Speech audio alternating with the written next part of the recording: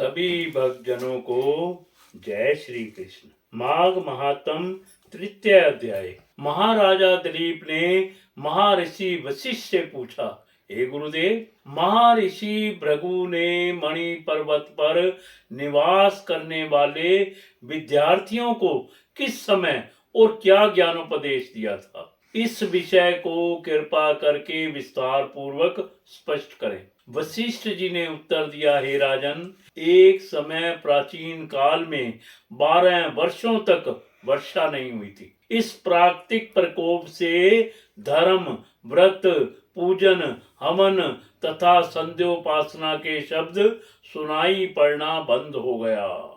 सभी जीवधारी इस प्राकृतिक प्रकोप से उद्विग्न और अव्यवस्थित होकर अपना नियम और धर्म छोड़ बैठे। संपूर्ण भूमंडल फल, फूल और जल से शून्य हो गया। उस महाअकाल के समय में पृथ्वी के अनेकों भागों में पानी का भी अभाव हो गया था। हे राजन, पृथ्वी और प्राणियों की ऐसी दुर्दशा को देखकर महर्षि भृगु अपने शिष्यों सहित हिमालय पर्वत में कैलाश पर्वत के पश्चिम छोर पर मणिकूट नामक शैल शिखर पर गए। यह शैल शिखर स्वर्ण, रत्न तथा मणियों का अजस्त्र भंडार है।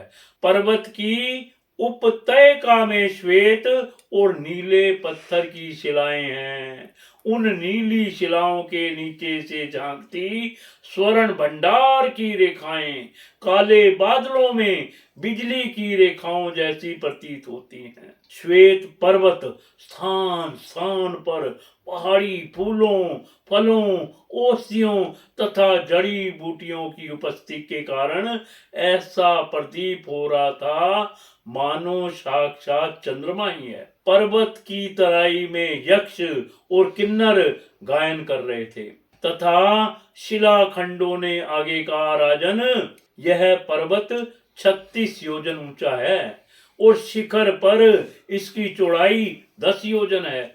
अपनी मूल स्थिति में यह पर्वत 16 योजन है। इस पर्वत पर हरिचंदन, देवदार, मंडार तथा अर्जुन वृक्षों का बाहुल्य है। लवंग और जायफल के वृक्षों से युक्त यह पर्वत लता, गुल्मों तथा निकुंजों से अवशिष्ट है। यहाँ पर सदैव ही फलों और पुष्पों का बाहुल्य रहता है। इस सुंदर रमणीक पर्वत का अवलोकन करके दुर्भिक्ष पीड़ित महर्षि भृगु जी अपने शिष्यों सहित इस पर्वत पर निवास करने लगे।